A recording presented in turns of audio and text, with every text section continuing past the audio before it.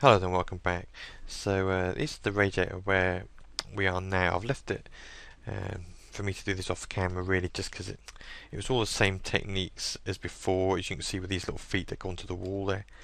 It was just a cylinder which I beveled out to here, beveled out to there, beveled into there and deleted the back face, so it's nothing. So when we go to tab, the only sort of more intricate bit I did was this sort of section here, but this was just off if you can imagine a cylinder sticking out here. I beveled it out, beveled it out, beveled it in a bit, beveled it in a bit more, in a bit more, in and back on itself, so it went in a little slot. So that was about 20 bevels, one after the other, just to give that sort of effect. Now these may seem a bit intricate and complicated, but once you've done this sort of sub-D modelling a few times, you'll soon get the hang of beveling in and out to make little grooves as such. So we've got this last little sort of tap to do. The only other things I did was actually I sort of thickened up these joints here where these cylinders intersect. So I didn't do this one just so I could show you roughly what I did. I'm just selecting these polys here which come round.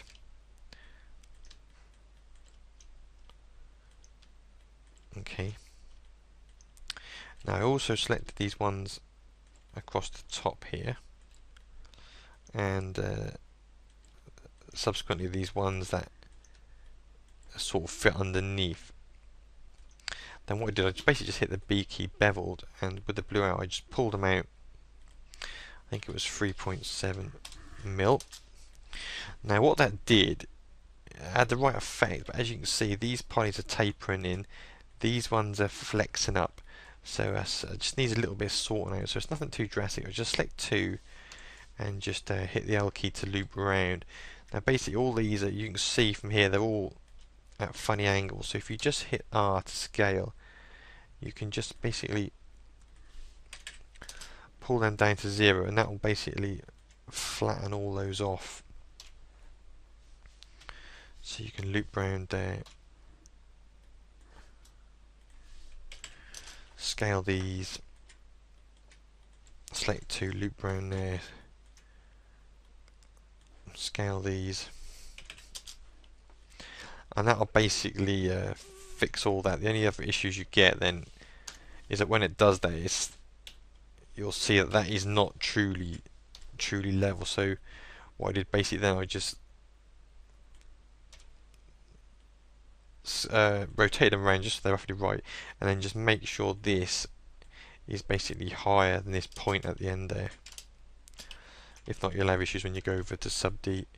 And so you can actually leave it, you know, slanted slightly, because when you go into sub-D you don't notice at all that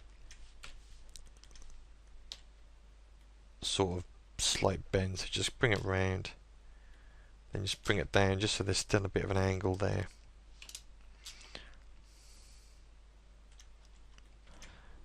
And then we're good to go. So that's basically what I did for all these, and I joined these cylinders into these cylinders using exactly the same techniques as all the rest of them, just deleting these squares, selecting this ring, selecting the ring there, and bridging, and just fixing any sort of polys that were out. So we're just going to make a last little tap on here. So this is going to be, so we're going to select every other poly there. Now I'm just going to hit B key and click in the viewport. I'm just going to make a sort of tap, just handle really. We're not going to go into this too much. I'm just going to select the same as we normally do. So yes, that's the beauty of this sub-D modelling for sort of hard surface objects like I'm making here, because once you've done it for one, they're all the same. There's no different techniques. So we can just bevel that just to keep this end tight. Now if you want some sort of tightness around the bottom, you can always select these, go over to edge, slide with duplicate turned on, and just slide one, say up there a bit, then you can keep that as a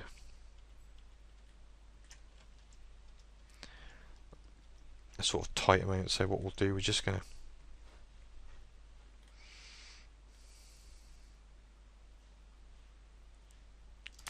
I'm just going to slide it up about 2 mil.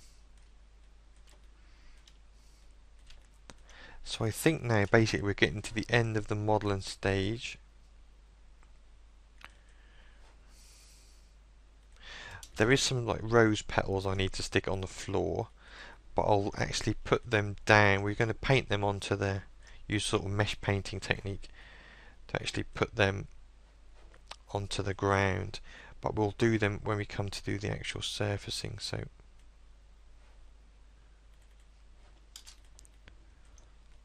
that's not something we need to do at this point. When we come to the lighting and surfacing in the next part, we'll start basically when the scene is finished, we'll do that. Okay,